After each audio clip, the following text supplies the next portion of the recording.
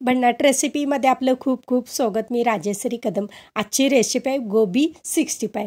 खूप भन्नाट लागते आणि तुमच्या खिशाला परवडणारी. आणि आता बाजारामध्ये गोबी खूप स्वस्त आहे आणि 10 ते 15 रुपयाला गड्डा येतो. भरपूर असं आणायचं. हायजेनिक पद्धतीने तुम्ही घरी करू शकता.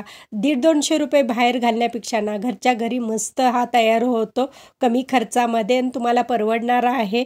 आता चला तर मग त्याचे जे फ्लावर आहेत ना गोबीचे सुट्टे करून घेतले ते आता उकळत्या पाण्यामध्ये मीठ टाकून ना थोडंसं सॉफ्ट करून घ्यायचं. जास्त पण शिजवायची काही गरज नाही. थोडंसं किंचित सॉफ्ट झालं पाहिजे ते. मी इथं अर्धा किलो गोबीचे फ्लावर्स घेतलेले आहेत. आता ह्याचं पाणी काढून घेऊ, नितळून घ्यायचं आणि हे पाणी ना एखाद्या झाडाला घालायचं. भरपूर झाडाला प्रोटीनही मिळतं. आणि आता हे 65चा जो मसाला मिळतो तो मी घेतलेला आहे. जेवढा तुम्हाला बनवायचा आहे त्याप्रमाणे तो मसाला घ्यायचा आहे आणि थोडं थोडं पाणी घालून हे बॅटर आहे ना पातळ करून घ्यायचं आहे. बाकी कोणतेही वरती मसाला घालायची काही गरज नाही. आणि तुम्ही जर बॅचलर असाल, नवशिकाऊ असाल तर एकदम सोप्या पद्धतीनं आज तुम्हाला दाखवलेले प्रत्येकाला पटकन जमण्यासारखी ही रेसिपी आहे.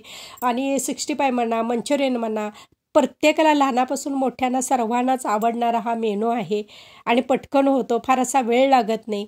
आता काय करायचं आहे, ते जे फ्लावर आता उकळत्या पाण्यामधून काढले होते ते आता ह्याच्यामध्ये मसाल्यामध्ये मिक्स करून घ्यायचं आहे. व्यवस्थित मसाला लागला पाहिजे तो सगळीकडून. जास्त पातळ पण करायचं नाही, जास्त घट पण मसाला हा करायचा नाही. व्यवस्थित त्याला लागला पाहिजे इतकाच तो हे करायचा. आता तेलही गरम झालेले तेलामध्ये सोडून देऊ आणि मस्त कुरकुरीत तळून घ्यायचं आहे. थोडंसं संयम ठेवायचा कुरकुरीत होण्यासाठी. बाहेर काय करतात, विकतचं जे आपण आणतोय की नाही ते अगोदर अर्धकच्चं तळलं जातं आणि ज्या वेळेला मागणी येते त्यावेळेला पुन्हा एकदा ते तळलं जातं. पण ते उकळत्या तेलामध्ये सारखं सारखं तोच पदार्थ तळल्यानंतर भरपूर त्याच्यामध्ये कॅलरीज असतात आणि शरीराला तो हानिकारक आहे. म्हणून घरच्या घरी करायचं. मस्त हा पदार्थ तयार होतो.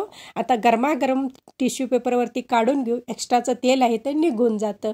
आणि माझी रेसिपी व पदार्थ आवडल्या चॅनलला सबस्क्राईब करा, बेल आयकॉन दाबा, लाईक करा, इतरांना शेअर करण्याचं विसरू नका, तसेच कमेंट करण्यास विसरू नका. आपल्यासाठी अशीच नवनवीन पदार्थांनी तोपर्यंत धन्यवाद.